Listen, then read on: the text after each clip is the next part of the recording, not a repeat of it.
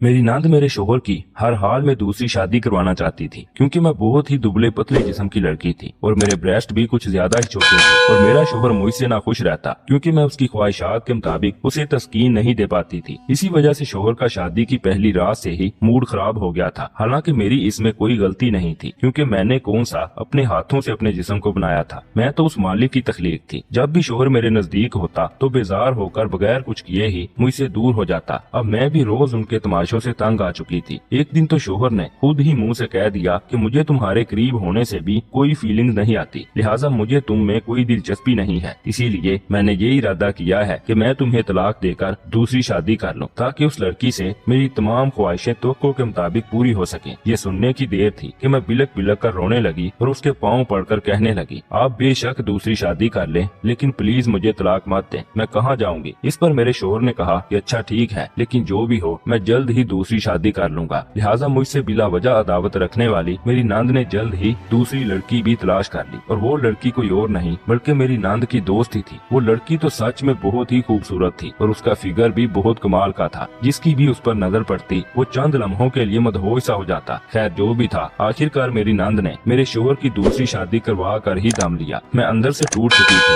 लिहाजा मैंने एक प्लान तैयार किया और शोहर के कमरे में एक खुफिया कैमरा सेट कर दिया, ताकि देख सकूं कि शोहर दूसरी बीवी से कैसे नजारे लेता है। वो पूरी रात मेरे लिए क़यामत से कम ना थी। फिर जैसे ही सुबह हुई तो मैं चाय का पूछने के बहाने शोहर के कमरे में चली गई और वहाँ जो कैमरा लगाया हुआ था उसे मैंने चुपके से निकाल लिया। और फिर जैसे ही मैंने तन्हाई में वीडियो प्ले करके देखी तो वीडियो का मंजर देखकर मेरे पैरों तले से जमीन निकल गई कि उसके दोनों ब्रेज ही बहुत। मेरा नाम हरम फातिमा है। घर में सभी लोग मुझे प्यार से हरम कहते थे। हमारे अब्बा ठेकेदार थे। अब्बा छोटी बड़ी इमारतों को मजदूरों के हाथों बनवाते थे। अब्बा इस काम से अच्छे खासे पैसे कमाते थे, इसीलिए तो शहर के बीच एक बहुत बड़ा बंगला लिया हुआ था और हम सिर्फ 4 अफराद थे और हमारे लिए ये घर बहुत ही बड़ा था। और ऊपर वाला पोर्शन अब्बा ने किराए पर दे दिया था। हम 3 बहनें थी और बड़ी वाली बहन वफात पा चुकी थी। अब घर में सिर्फ हम 2 बहनें और हमारी माँ ही रहती थी। अब्बा तो सुबह सवेरे ही निकल जाते और फिर शाम को ही वापस आते थे। अब तो ऊपर वाले पोर्शन में कई सारे किराएदार आकर चले गए थे। इसमें से ये किराएदार जिसका नाम अली था, अली ये पहला किराएदार था जो काफी अरसा से हमारे घर में किराए पर था और वक्त पर किराया चुकाता था और ज्यादा वक्त बाहर ही गुजारता था। वो एक अच्छा और ईमानदार इंसान था और अब्बा भी अली को बहुत पसंद करते थे। वो नौकरी की वजह से यहाँ पर रह रहा था और उसे अभी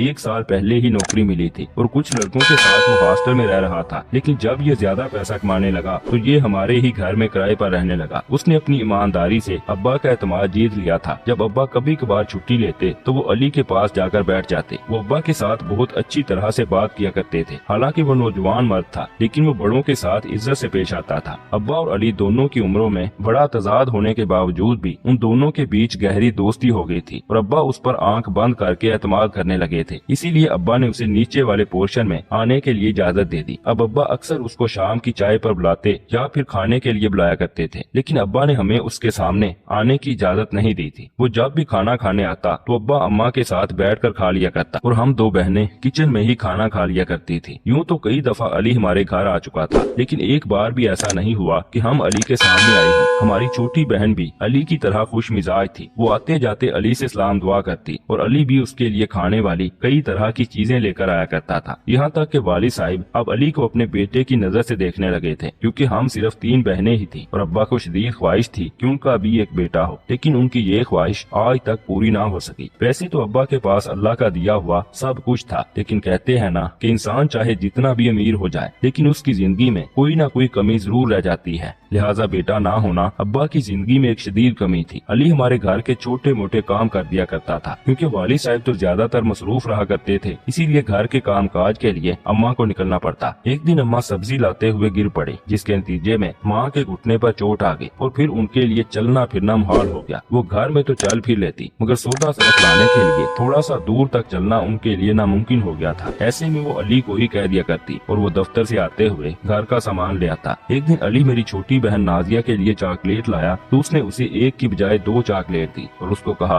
कि ये एक चॉकलेट हरम के लिए है। नाजिया ने मुझे ऐसे ही बताया और एक चॉकलेट पकड़ा दी। मुझे अली का यूं चॉकलेट भेजना बिल्कुल भी पसंद न आया, लिहाजा मैंने नाजिया के हाथ उसको चॉकलेट वापस भिजवा दी और उसे कहकर भेजा कि मुझे चॉकलेट पसंद नहीं है। ऊपर की सीढ़ियाँ हमारे सहन में से ही गुजर कर जाया करती थी। जब अली के दफ्तर से आने का वक्त होता तो मैं अमूमन अंदर कमरे में ही होती, लिहाजा मेरी और उसकी मुलाकात बहुत कम होती थी। फिर चॉकलेट वापस करने के अगले ही दिन वो खिलाफ मामूल दफ्तर से जल्दी वापस आ गया। तब मैं सहन में काम करने में मशगूल थी। वो मुझे तनहा पाकर मेरे करीब चला आया। अगर आपको चॉकलेट पसंद नहीं तो मुझे बता दें आपको क्या पसंद है, मैं आपके लिए वही ले आऊंगा। मैं उसकी जुर्रत पर हैरान रह गई थी। आपको मेरे लिए तकल्लुफ करने की कोई जरूरत नहीं। मैंने गुस्से से मजीद कहा कि जो अम्मा सौदा मंगवाती है वही आपका हम पर एहसान है। मैं उसकी जानिब रुख किए बिना ही जल्दी से कमरे में चली गई। वो अगले दिन भी मामूल से जल्दी घर पहुंच गया और मुझे देखते ही मेरी तरफ आ गया और बोला कि मैं आपसे माजरत चाहता हूं अगर आपको मेरी कोई बात बुरी लगी हो तो। मेरा मकसद आपको तकलीफ पहुंचाना नहीं था। उसने इंतहाई मुनासिब अल्फाज में मुझसे माजरत की तो मेरा दिल भी नरम पड़ गया। मुझे कुछ समझ ना आया कि मैं उसे क्या कहूँ, लिहाजा मैं इतना ही कह पाई कि कोई बात नहीं, मैंने माफ किया। मुझे उसके अंदाज से इतना तो मालूम हो ही चुका था कि वो मुझे पसंद करने लगा था। चूँकि वो एक अच्छा और सुलझा हुआ लड़का था, लिहाजा न जाने कब मेरे दिल में उसके लिए नरम गोशा पैदा हो गया। अली को हमारे घर रहते हुए तकरीबन 2 साल बीत चुके थे। इन 2 सालों में ही हम सब घर वाले उसके काफी करीब हो चुके थे। फिर मैं भी न जाने कब उसकी मोहब्बत में गिरफ्तार हो गई, मुझे पता ही ना चला। वक्त गुजरने के साथ साथ हम दोनों में थोड़ी बहुत बातचीत स्टार्ट हो गई। उसने मुझसे वादा किया था कि वो जल्द ही अपनी माँ को मेरे रिश्ते के लिए भेजेगा। फिर अली को अपने शहर में नौकरी मिल गई। वो जब हमारा घर छोड़कर अपने शहर रुखसत होने लगा तो मैं उस वक्त बड़ी उदास थी। मेरी आंखें आंसुओं से तर हो चुकी थी। मेरी ये हालत देखकर वो मेरे करीब आया और बोला कि इसमें परेशानी की क्या बात है, मैं तो तुम्हें हमेशा हमेशा के लिए अपने घर ले जाऊंगा। उसके यूं मुस्कुराकर मुझे तसल्ली देने से मेरे दिल में कुछ इत्मीनान हुआ। फिर वो अगले हफ्ते ही अपने माँ बाप के साथ हमारे घर आ गया था। उसके माँ बाप भी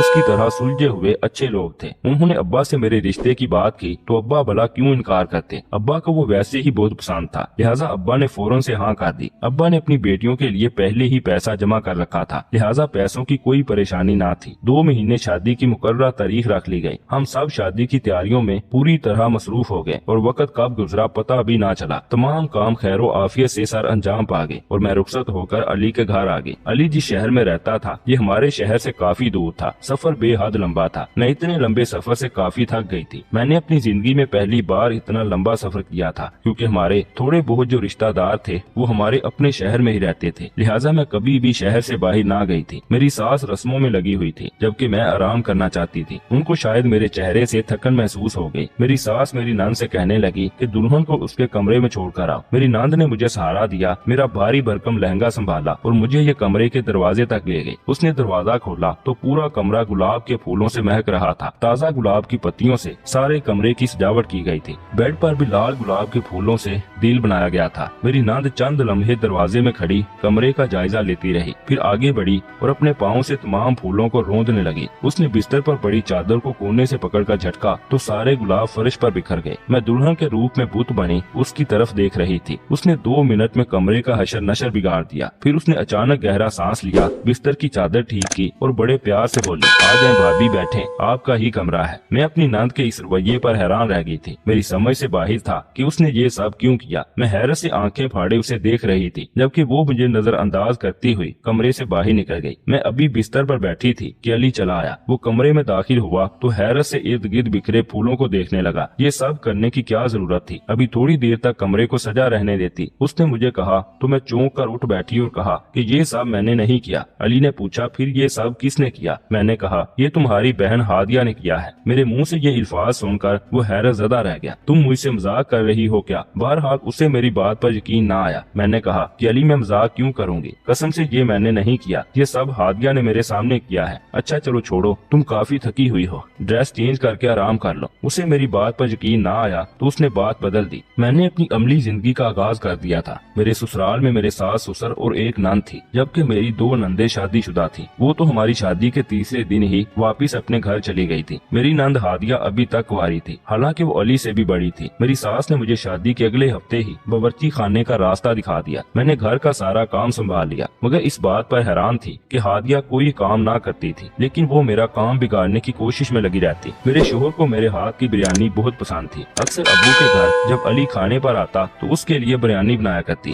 علی نے مجھ سے بریانی بنانے کی فرمائش کی تو میں بھی فوراً ہی کام میں لگ گئی۔ میں نے اپنی طرف سے مسالہ چاٹ ڈال کر بہت اچھی بریانی بنائی کیونکہ آج ان کی چھٹی کا دن تھا اور اسی لیے علی گھر پر ہی تھا۔ میں نے میز پر کھانا لگایا اور سبھی کو کھانے کے لیے بلایا۔ علی نے کہا خوشبو تو بڑی اچھی آ رہی ہے اور بھوک بھی بڑے زوروں کی لگ رہی ہے۔ علی نے خوشبو سونگتے ہوئے جب پہلا نوالا منہ میں رکھا تو اس نے فوراً ہی واپس اگل دیا۔ یہ کیا بنایا ہے؟ اس نے حیرت سے میری طرف دیکھا تو میں بھی حیران رہ گئی۔ میں نے اپنی پلیٹ سے چمچ اٹھا کر منہ میں رکھا تو وہ مجھے بھی واپس اگلنا پڑا۔ بریانی میں مرچیں اس قدر تیز تھی کہ اگلنا پڑا۔ میں حیران تھی کہ میں نے تو بالکل ناپ کر ہی مسالہ جات ڈالے تھے۔ شاید مجھے یہاں کی مرچ کا اندازہ نہ تھا مگر پھر بھی میرا اندازہ اس قدر برا نہ تھا کہ کھانے میں مرچیں ناقابل برداشت حد تک تیز ہو جائیں۔ علی بولا کوئی بات نہیں، میں بازار سے کچھ لے آتا ہوں کیونکہ اکثر ایسا ہو جاتا ہے۔ علی نے مجھے تسلی دی اور بازار سے کھانا لینے چل دیا۔ اس دن تو ہم سب نے بازار کا آیا ہوا کھانا کھا لیا مگر اب اکثر ایسا ہونے لگا تھا۔ میں پورے دھیان سے کھانا بناتی مگر کبھی مرچیں تیز ہوتی تو کبھی نمک اور کبھی اس قدر پانی زیادہ ہوتا کہ کھانے کے قابل سالن لگنا ہی محال تھا۔ علی سمیت سب گھر والے پریشان تھے کہ یہ سب کیا ہو رہا ہے۔ شکر تھا کہ اس نے ابا کے گھر میں میرے ہاتھ کا کھانا کھایا ہوا تھا ورنہ وہ بھی میری ساس کی طرح یہی سمجھتا کہ شاید مجھے کھانا پکانا ہی نہیں آتا۔ میری ساس نے تو 2 ہفتے بعد ہی میرے سامنے ہاتھ جوڑ دیے تھے، دیکھو بہو کل سے کھانا میں ہی پکا لیا کروں گی، تم کوشش ہی نہ کرنا تو بہتر ہے۔ ان کے لہجے میں اس قدر طنز تھا کہ میں شرم سے پانی پانی ہو گئی۔ میں کھانا پکانے سے تو گئی مگر میرے باقی کے کاموں میں بھی یہی معاملہ تھا۔ میں جو بھی کام کرتی کچھ دیر بعد الٹ ہو جاتا۔ کبھی میرا کمرہ مجھے بکھرا ہوا ملتا جو میں نے کچھ دیر پہلے ہی سمیٹا ہوتا، کبھی علی کے کپڑے جو میں نے استری کر کے رکھے ہوتے وہ گولا بنے کسی میز کے نیچے سے ملتے۔ یہ سب کون اور کیوں کر رہا تھا مجھے سمجھ نہیں آ رہا تھا۔ گھر میں ہادیہ کے علاوہ اور کوئی نہ تھا جو ایسی حرکتیں کرتا، لہٰذا میں بھی اب چوکس ہو گئی۔ میں یہ راز جاننا چاہتی تھی کہ وہ میری دشمن کیوں بنی ہوئی ہے اور میں نے اس کا کیا بگاڑا تھا جو اتنے خطرناک طریقے سے مجھ سے انتقام لے رہی ہے۔ وہ سب کے سامنے اس قدر اچھی بنی ہوئی تھی کہ اگر میں کسی کو بتاتی بھی تو کوئی میری بات کا اعتبار نہ کرتا۔ وہ سب کے سامنے مجھے بہت پیار اور عزت سے بلاتی اور میری خاطرداری میں لگی رہتی۔ کھانے کی میز پر بھی وہ مختلف چیزیں اٹھا کر میرے سامنے کرتی کہ بھابی آپ یہ کھائیں، آپ وہ کھائیں۔ میں اس کے رویے پر حیران تھی۔ وہ اس قدر منافق تھی کہ سب کے سامنے میرے ساتھ اتنے اچھے طریقے سے بات کرتی مگر میری پیٹھ پیچھے میری چیزوں کو بگاڑ دیتی تھی۔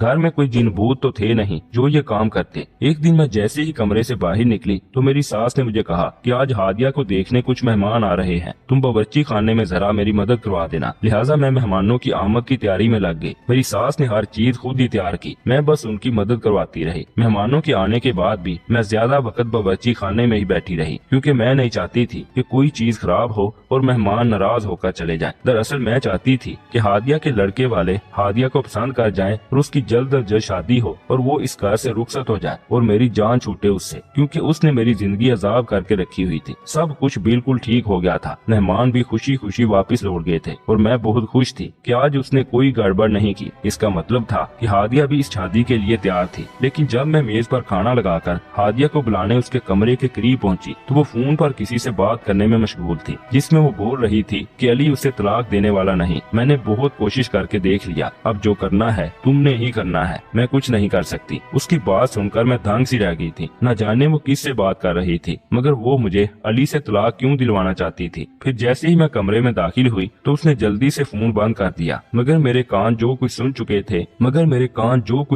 تھے میں اس پر یقین کرنے کو تیار نہ تھی۔ اسی لیے میں نے اس سے ڈائریکٹ ہی پوچھ لیا کہ تم مجھے کیوں طلاق دلوانا چاہتی ہو، میں نے آخر تمہارا کیا بگاڑا ہے؟ میری بات سن کر وہ حیران رہ گئی اور کہنے لگی کہ میں آپ کو طلاق کیوں دلواؤں گی بھابی، آپ ایسی باتیں کیوں کر رہی ہیں؟ وہ پھر سے ایسی مصنوع بن گئی تھی جیسے وہ سب کے سامنے بنتی تھی۔ میں نے کہا دیکھو ہادیہ، میں سب جانتی ہوں، تم جو کچھ کرتی رہی ہو، آج تمہیں مجھے سچ بتانا ہی ہوگا۔ وہ بولی بھابی میں آپ کی بات نہیں کر رہی تھی، وہ ہمارے کالج میں یونیورسٹی کا لڑکا علی، اس نے ہماری ہم جماعت سے شادی کی تھی۔ اس نے اتنے آرام اور مکاری سے بات بنائی کہ میں کچھ نہ کر سکی اور چپ چاپ اس کے کمرے سے واپس پلٹ آئی اور اپنا معاملہ میں نے اللہ پر چھوڑ دیا کیونکہ جس کا کوئی نہیں ہوتا اس کا صرف اللہ ہی ہوتا ہے اور مجھے اپنے اللہ سے پوری امید تھی کہ اللہ مجھے ایک نہ ایک دن ان چال بازیوں اور مکاریوں سے ضرور نجات دلائے گا اور میری زندگی بھی آسان کرے گا۔ اب چونکہ ہادیہ رنگے ہاتھوں پکڑی گئی تھی اور اسے ڈر بھی تھا था कि मैं अगर मजीद ऐसा करूंगी तो भाभी भी शोर मचा देगी और भाई को बता देगी, इसलिए वो अपनी इन ओछी हरकतों से बाज आ गई और महीने बाद ही उसकी शादी भी हो गई। अब मैं और अली बड़ी खुशगवार जिंदगी गुजार रहे हैं। अल्लाह ने हमें एक बेटा भी अता कर दिया। मेरी वही सास जो मुझे देख कर राजी नहीं थी, हर वक्त ताने देती रहती थी, वो भी मुझ पर जान छिड़कने लगी। दोस्तों, इस वीडियो के जरिए मेरा आप सब के लिए मैसेज है कि अगर आप पर कोई भी नागहानी मुसीबत आ जाए तो सबसे पहले आप उसका हल तलाश करें और फिर नतीजा अल्लाह पर छोड़ दें, क्योंकि जब सब साथ छोड़ देते हैं तो अल्लाह ही आपका हाथ थामता है। दुआ है कि अल्लाह ताला हम सब को नेक अमाल करने और सीधे रास्ते पर चलने की तौफीक अता फरमाए।